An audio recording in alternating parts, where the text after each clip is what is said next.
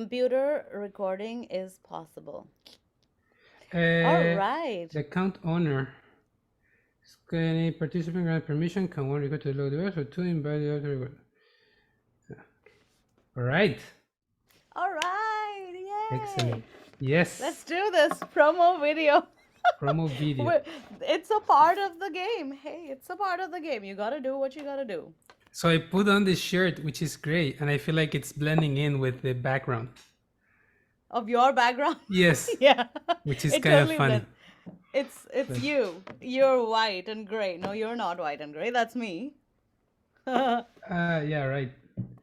I guess so. If you say so. I say so. I Okay. assert so. Anyways. Anyways. All right, let's get started. Hello, Keith. How are you doing today? Fine. And you, Pshita? Ifshita, I'm doing great. Ipshita Roy. Ifshita Roy. I think you're Ippi the Roy. only person, I think you're the only person in America since I moved here who calls me Ifshita. Everybody else calls me Ippi. Like Really? people don't call, yeah, Do nobody you have a calls me second Ifshita. name? No, but Ippi is the short for Ipshita. But I do have a Okay. second name, which only my parents Right. and my Right. sisters know. That's how it usually goes. Yes, And when they're really exactly. angry at you, they will call your full name. Yeah, First and exactly. second Like names. Ipshita Roy. No, my Yes. parents have never called me Ipshita. They only say Ipshita when they're writing it somewhere, like officially. So what did they call you, Pshita? They're not gonna use it. Anyway, There's it's another besides the name. point. That's besides the point. Yeah, Yeah, never it's mind. besides the It's not point. the point. Okay, so we're here to talk about our New most single, Sweet yes. Georgia Brown. I sound like a maniac right now, but it's okay. I'm excited. If you say so. Anyway, yeah, Sweet Georgia Brown. So why are we doing Sweet? Why did we do? Why did we do Sweet Georgia Brown? Tell me. Well, Because you told me I wanted to do Sweet Georgia Brown, but I never asked you why you wanted to do it. yeah, that's a really good question. I'm glad you asked that. Aside from it being in public domain. Sorry. Could you say Yeah, that again? right? I kind of talked right over you. Sorry. No, you didn't talk. I think there's just a lag in the internet connection. You didn't talk right over me at all. It was fine. But um, the reason why we pick Sweet Georgia Brown, why I pick Sweet Georgia Brown, so was because besides being in the public domain, which of course you don't have to pay the rights or royalties to, but turns out you still have to buy the rights for it.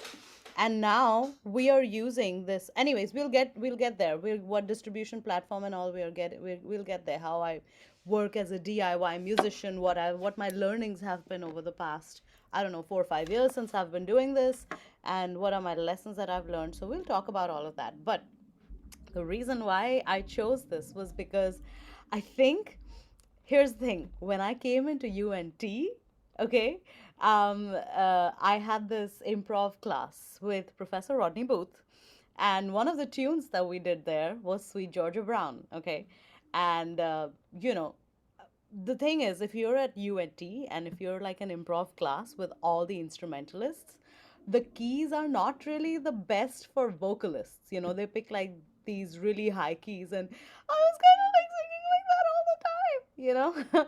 So I Mm-hmm. remember it was really frustrating for me because I knew that song really well, and every time I had to solo on it and like learn it and everything, I was like, man, this is so hard. I cannot really think in that key. My brain doesn't function like in that high register. So I kind of took it like upon myself as a challenge that I'm gonna do this song. I'm gonna solo Uh-huh. on it like a freaking boss, and I'm gonna like sing it like I mean all the words. So it was like one of those things because I was like, I know it's a traditional, everybody's done it. I'm sure all the jazz musicians have done it at some point of time or the other. But to do it in that class, I didn't do a great job. So I was like, this is my time to really shed this tune and really do it well. So that was How the how other do you reason. how do you feel about it since I changed it? Like I reharmonized the whole thing. And then you don't even solo over the reharmonization. You solo on a completely different harmony. Yeah. How do you feel about that? That's a I very didn't good know this. question too. I know I didn't tell you this, but it was a little challenging because I was working on the original changes before you rearranged it. So I was already working on the Uh-huh. solo section of it, like on the actual changes and the chord progression and stuff. I was practicing it, and then you changed it, and I was like, oh, okay. I guess we have to readapt everything. So it was a little hard. I'm not gonna lie. It took me a while. In fact, I sat down with my teacher, Rosanna, who helped me tremendously to like really make the song sound what it is sounding right now. And I'm very happy with it. Like, it's in a very long time. I'm not gonna lie, I've had a pretty long ish singing career. Like, maybe I started singing on stage in 2009. And on all these years, this is the first time where I have actually been very happy with like what I'm putting out there. I'm like, oh, I think I sound okay. I don't think I sound too bad. I think I sound pretty decent. So I've never said this before, but yeah, I think this was a big thing. And the fact You've that I said that had to before, to me at least. to you, because Yeah, that's the work that we're doing. I'm talking, yeah. So before this album, I have not really said that. I was like, right. when we started recording for the album, then I was like, oh, I think I sound pretty okay. Cool. I'm happy with myself. And that was a huge thing for me to admit. I was like, you know how it is as a musician. We're never happy with ourselves. But yeah. I'm pretty happy. I That mean, was that's the story of why I chose Sweet Georgia Brown. Because I that's was like, interesting. How did we come up with the orchestration? Did you suggest the band or did I suggest the band? How did that go? the I think I can't remember the because we decided to keep the same band that we had for, and I have a pencil, that we yeah, had for the Ferris Ferris wheel. wheel. Yep, yep. So I think the sound that we chose, which was a big band inspired sound, but in a smaller ensemble setup, but like the similar kind of orchestration, Hmm. but in a smaller setup, but also keeping it modern and fresh. I think that's what we wanted to do. We wanted to still appeal to other audiences who are not just jazz audiences. We wanted to make it so that everybody can listen to it and enjoy the track and still dance to it. I think that's where my my vision was. Like, I was like straight up thinking from that perspective. I'm like, I wanted to be cool. I wanted to have all the vocab and all the jazz things that we've learned and we really enjoy, and we're just challenging because it's exciting. But at the Right, same time, it should be approachable. It should not be music for the jazz musicians only. It should be music for everyone. Like, anybody can listen to it and enjoy it.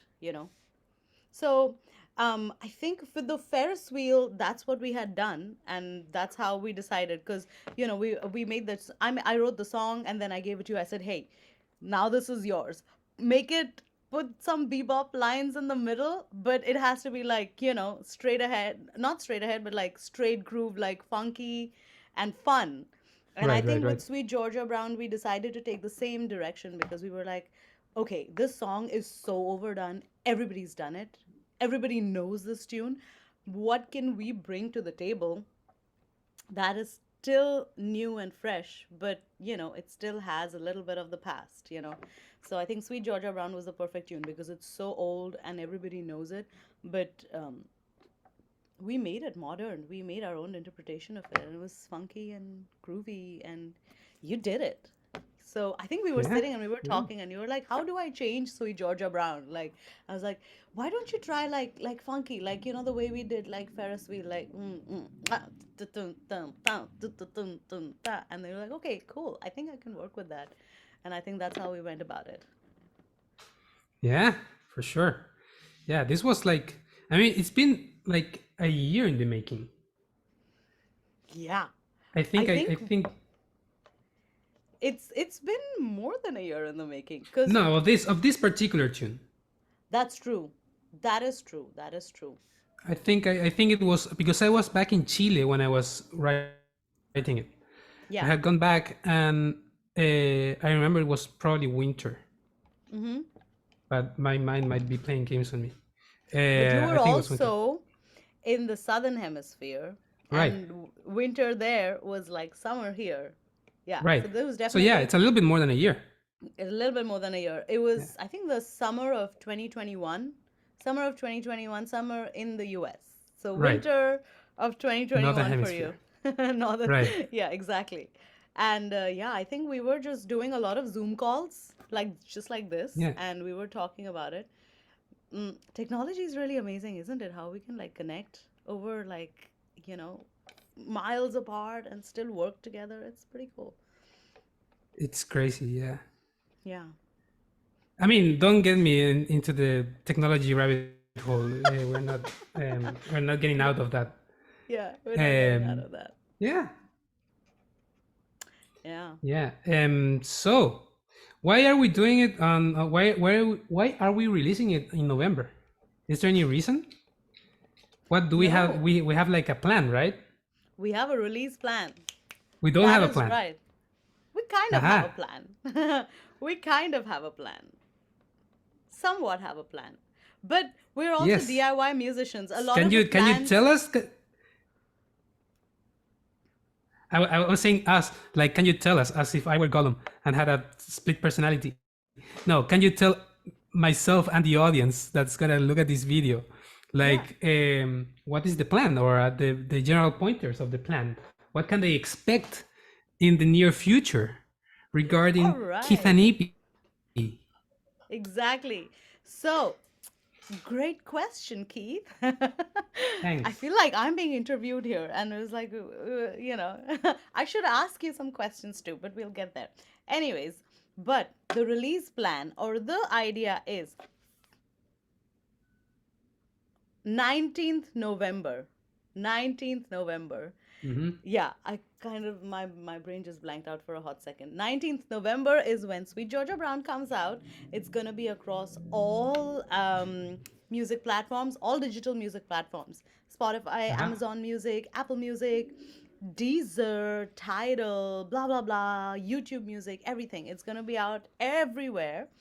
And it's I know like two Deezer users.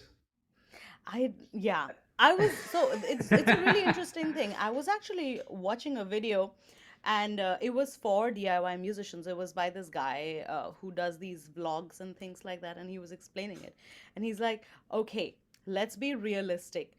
Out there, most people, like 75% of the listeners, music listeners, use Spotify, and 25% use all other platforms. So you can Right. combine everything else in the other 25, and then everybody else, like 75%, is on Spotify, which is what we are trying to go by. Right. So that's what we're doing. November 19th, 2022. Our music is going to be out. And then a few months after that, our second single is going to be out, which we will tell you once the first single is out, because I don't want to take the thunder away from Sweet Georgia Brown. Mm-hmm. So, yeah, that's the plan. And then we have so much more music coming in over this next year that we've spent like more than a year recording. And I've had this fantastic band who have worked with us. It includes Austin Ford on trumpet, Chris Bauer on alto saxophone, Joe Perez on tenor saxophone,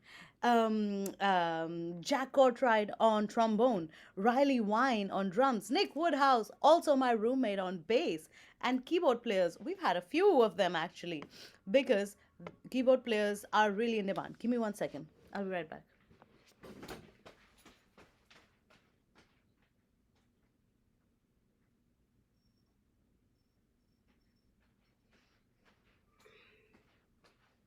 We are streaming directly from Texas and New York. This is Keith and Ippi for you. That is right. This is Keith and Ippy's back. I just went to pick up the other phone because I'm actually at work right now. Mm-hmm. And, I know. it's okay. So, anyways, so keyboard players, we've had quite a few. We've had the first keyboard player we had who recorded with Ferris Wheel with us was August Nobby. And the second one we had was Nick Messick, who is right now on a cruise ship gig somewhere over the ocean or over the Pacific Ocean. And he's really having the time of his life. And so, yeah. I've And heard now, so much about cruise ships. Like, people either, I mean, I feel like most people end up hating them.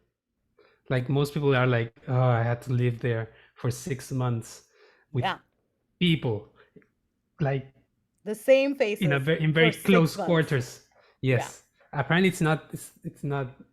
I mean, I'm very curious about it. But anyway, Me too. I've thought about trying for a cruise ship gig, but then I'm like, do I really want to do this? One. Two, I'm like, it might be a good way to make a quick buck. Because if you're mhm. 6 months, you're not paying any rent, you're not paying any bills, everything is taken care of. You don't have to spend money on food or anything because everything is there on the cruise ship.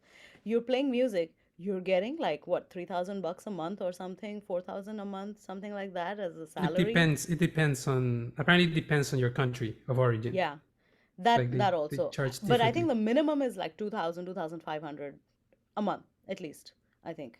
Um, I was gonna say something about this. I almost went on a cruise ship. Really? Like I was this close before going to UNT. Oh, Like I wow. actually got to the interview and they went like this was maybe April 2018, Yeah. and they went like the shortest that we have is 4 months, and then I started counting the months, and classes at UNT started in August, Mm. um, and classes started in August, and I went like I won't be able to do this plus getting the visa plus everything. So I had to turn it down, which was interesting how things happened in the end. Yeah. The other musician who also was on a cruise ship was, from what I understand, Agustin Alonso. Oh, You he know was? Agustin, right? Yeah, Yeah, of he was, course. and that's a very Augustine interesting Augustine story. conducted the string quartet, which is going to be out in February. We'll talk about that later. But Are we yeah, going to talk about that? we'll give a little snippet preview of Okay. that, but we'll talk a little bit. All right. Yeah, But that's yeah. why I bring him into the table, Yeah. because of that. So, Yeah, stellar musicians. Now question for you. Um, what was your process of arranging this tune? I know we came up with a generic idea when we selected Sweet Georgia Brown. We're like, okay, let's make it funky, let's make it groovy, and this is a traditional. So, how did you go about rearranging? How do you go about rearranging this, like extremely popular, extremely common tune, and sort of give it our own flavor? Um, the first thing was to figure out the right key. Do you remember that? Yeah, The we figuring picked the a few right key different for keys. you. Yeah. Um, the reason for that is because once, let me see if I can find. I usually make like I think we picked notes E of flat. my process, Maybe I but think I picked E flat first, and then maybe you asked me like, "Can you sing it in F? It might be better for the horn players or something like that." Was it something like that? um, I can't remember at this point. But what I do remember is like thinking, I'm gonna do some heavy changes to this tune. That's one. Two, like if the key is not right, then I have to revoice all of the instruments, which is real. That's the really heavy lifting when you wrote the whole thing and then you're like, oh, that's not the real key, and then it's like, okay, well, some lines won't work, so you have to actually change the lines and make that happen. So I really want to make sure that we had the right key from the beginning, and then um we were always thinking about this funky kind of groove. I don't know if I would call it funk, but like more modern. Yeah. um and then I just came up with this reharmonization of the tune that kind of locked me in down a path. um once you start spicing things up, it's very hard to get out.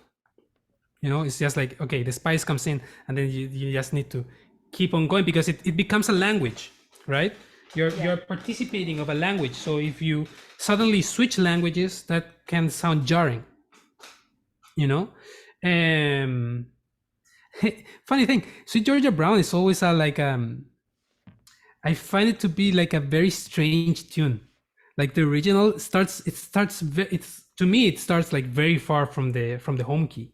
Like Yeah, it's I agree. I agree. Which is why I think it was challenging for me when I was trying it in the improv class. I was like, it's just not happening. Like, what is happening in this yeah. tune? Yeah, it starts far. Starts far. I mean, I don't know if I would call it far, but it's still, it's not the home key, you know. It's not like Yeah. this is one. And then uh, also, Sweet Georgia Brown is one of those tunes we were. I mean, they were part of the course of arranging in UNT, where I was a TA, teaching assistant. So you know when you, yeah, like we used to do Sweet Georgia Brown. If I remember well, we used to do one of the arranging assignments was to do something with Sweet Georgia Brown. So I actually had students come to me with their arrangements, Oh, and I had to be like, okay, well, this is here. So yeah. when you came and you told me like, okay, I need Sweet Georgia Brown, I was like, okay, I need to take this seriously, you know.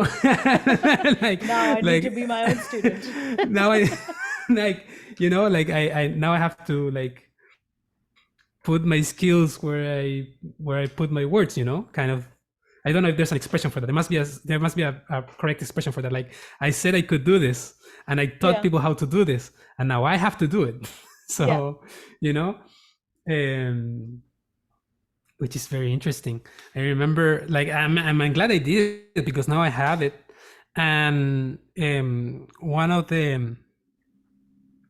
one of the teaching advice that Rich DeRosa, Professor Rich DeRosa at UNT, who was my professor, um, gave when you start like showing arrangements and you want to make a point is show your arrangements. You know, I mean, of course you want to show arrangements of other people. You know, it's not about being self-referent.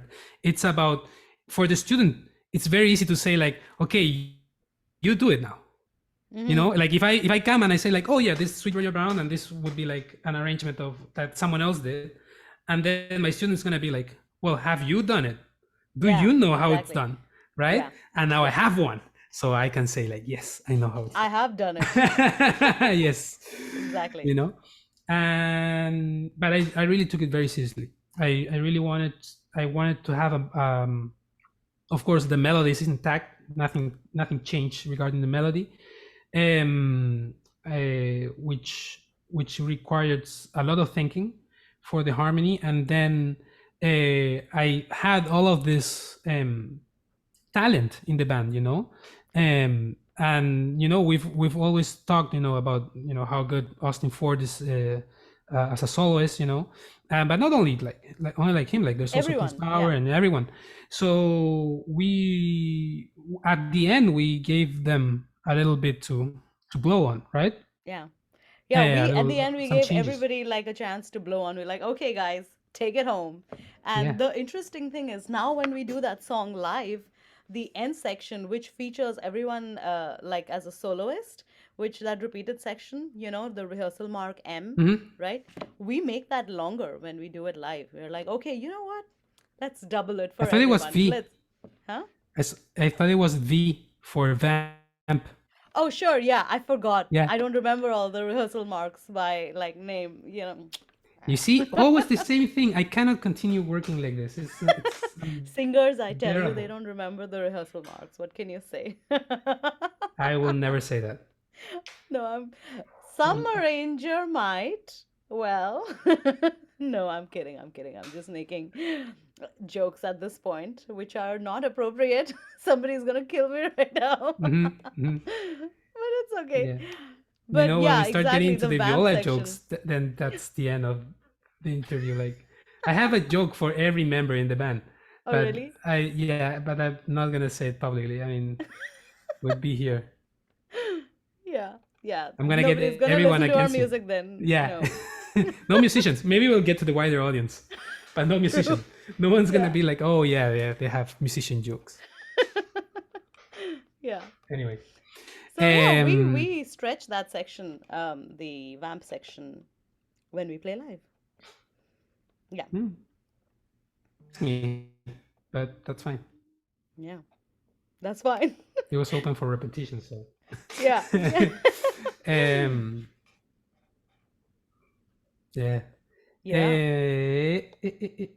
All Yeah. right. The other So, thing I like about, no, go ahead. Go ahead. no, I like that. I mean, one more thing that I was thinking while I was writing the arrangement is we had this chord changes which are pretty dense, and then the vocal solo happens on something that's completely different, and I feel like suddenly the tune, because at the end we do, I'm gonna spoil the ending. At the end we do come back and recapitulate over the theme, right? Yep. But it's like a very nice ABA, like large ABA piece, you know, Yeah. Exactly. um, from the standpoint of mood. Yep. So I don't know. I think it's gonna be a trip for people Yeah. to listen to. I think so too, because it just, and I love the way you explained it. You use the word recapitulation and the theme and the larger ABA theme and everything, because that is something that we did when we were analyzing classical music pieces.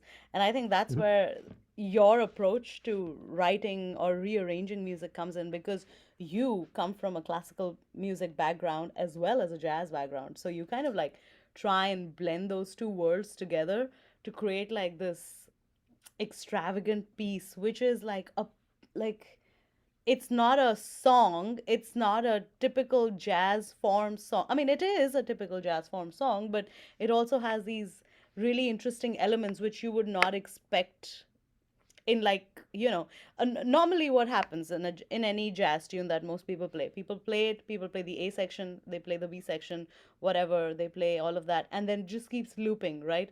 It's the Right, same changes, and the way you treat it, you're treating it not like a jazz tune, not like an Ariel Pro chart, you're right, treating it like a piece which has different moments. It starts off with the head, and then it goes into like this whole new territory, and it's like, oh, wait, where did that come from? Okay, that's a cool surprise right there. And then it goes back, and then it somehow comes back into the head again. It's really cool. That's why I really like working with you, and I think fate brought us together to work together, and it just, it feels great, because my skills are where I feel my skills are is like, I have a vision, I have ideas, yeah, completely. and I, to be able to put them on paper and then create something bigger out of it.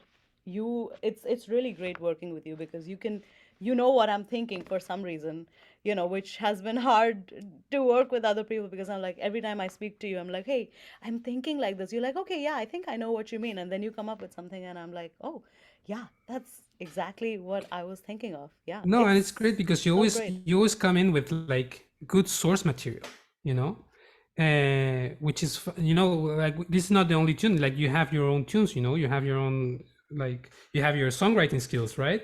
Which Yeah, you've been honing for a while now. So it's like, yeah, a new tune. It's gonna be fun. yeah, it's a real treat working with you. It's really good. Yeah, same. High five. Ching. Boom. Oh, there used to be this. There used to be this program in Chile. This was okay. I'm from the '90s, So am and I. you remember VHS, right? Yeah, the tape, the big cassette.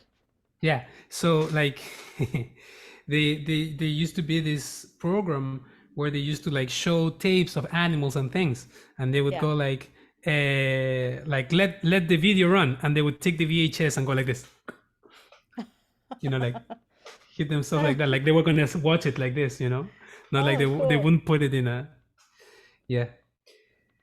Anyways, so I don't think my Zoom is gonna last for more than 8 more minutes now. So let's get back to what we were initially talking about. So now that we've talked about how we went about arranging it, let's talk about our future plans together.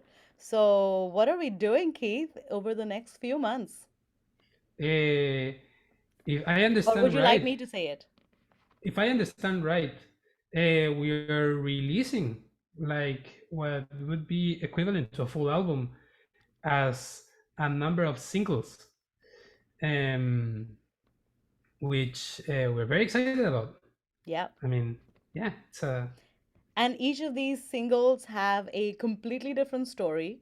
Not everything is a standard, so that's something to watch out for. There's original music, which I wrote, and then which you arranged and everything. uh-huh. And then, so we're gonna do a whole, the next year is gonna be full of releases. That's the plan. That's the release plan, you know. Yeah, So, you know, for the audience, you guys need to stay tuned and keep following us for, making more music and just keep produce so that, we can keep releasing music for you guys, and it's going to be such a treat. And then yeah. what else are we doing?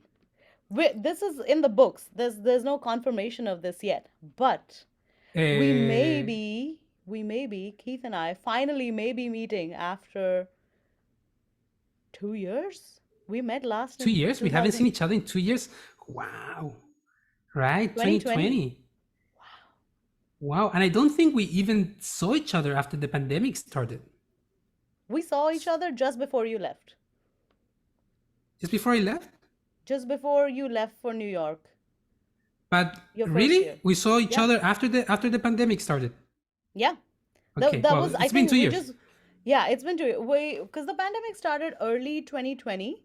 We met, I think, in May or something like that whenever you left. I Okay. don't remember when you left, but I think sometime around then you left, right? In the summer you left. Yeah. And we met because there was your farewell party at Mario's house. It wasn't really a party, it was like four of us or five of us. Right. Do Right. you Right. remember? Yeah. Was it Socially Mario's house? distanced. Social with masks, Yeah. totally. Yeah, Yeah. yeah, yeah. Possibly. Yeah. Yeah. Yeah. Yeah. Wow. Good memory.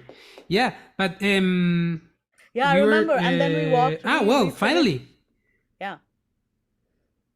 No, I was gonna say that we're going to actually perform. Yes, Yes. that's it. We're Yes. going to perform Yes. together. Hopefully, if things work out as planned, because it's still in the books, just like we're planning. But if things work out, I'm going to be seeing you really soon in New York. And Yeah. that is going to be our first performance together Yeah. The Keith as and Keith and Ippi Ippy. octet. Yay! Yeah. So if you're in New York in January, call us, send us a message, and we'll give you all the details. Yeah. Or just follow us on Instagram. And I don't have a Facebook anymore. Keith has a Facebook. Facebook just blocked me off of all of their platforms. But follow us on any of these places or our individual websites or anything You like got that. And exiled. I got exiled from You got Facebook. excommunicated of social media, of metaverse. That's metaverse, right? I got Metaverse. That's exiled, what. excommunicated from metaverse. That's right. Yes. I feel like I'm in like this alien movie, that's set in the way in the future. Okay. As soon as you said Which I one? got excommunicated, I don't know, they're all the same. Anyway, I this got has been the end of Keith and Ippi Octet. I hope you enjoyed it. We're still gonna release the music, but it's the end of this partnership. They are all the same. no, okay, fine. I'll take my words back. I didn't know you were emotionally attached to alien movies. It's interesting. Like when you think about Star Wars, you think it's so futuristic, and it actually happened a long, long time ago in Yeah, a galaxy far, far away. yeah, exactly. In a galaxy. I still haven't seen all the Star Wars movies. I have to do it. We'll do it. When I'm in New York, we'll do a Star Wars marathon. I'm totally down for it. No, I don't feel. I mean, I really did not like the last trilogy. Okay, fine. I'll watch it on I my have. own.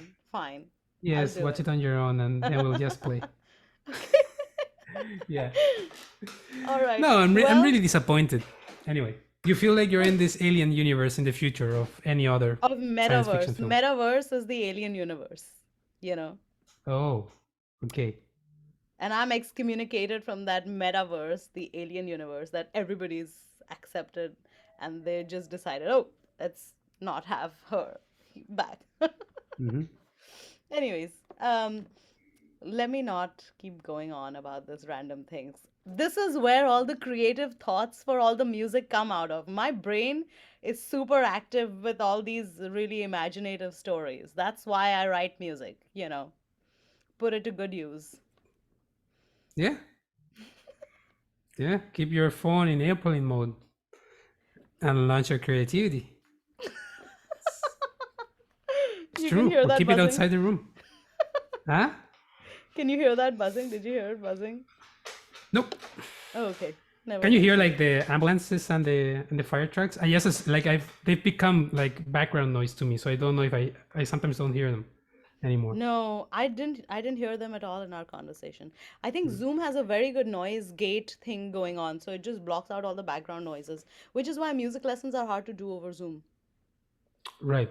That makes sense. because it thinks that, every time I've done a music lesson or a voice lesson with a student of mine in India on Zoom, somehow it just cuts their audio because it thinks that it's background noise, even though it's my student who's singing really loudly and singing in their full voice or whatever. It just cuts their sound. I'm like, I'm sorry, I didn't hear you. So, yeah, Zoom lessons, not so fun. Nope. Pandemic, not so fun. But it's Not over. fun at all. Woohoo. Yep. All right. Anyways, all right. It was so nice talking, Keith. It was It was nice good talking to you. conversation. Yeah, Yeah. as usual. See you in about 2 months. See you. See you next year. That's. I haven't seen you since next year. Since last year. I haven't seen you since Since next two year. years I ago. did a loop there. No, no, no. You know how people say like when it's New Year and then they Yeah. haven't and they Oh, see yeah. each other and they go like, I haven't seen you since last year. And Yeah, it's yeah, like, yeah, yes, yeah, yes, yeah. yes. Now you Anyway. will. Okay. Yep. Bye. All right. Bye.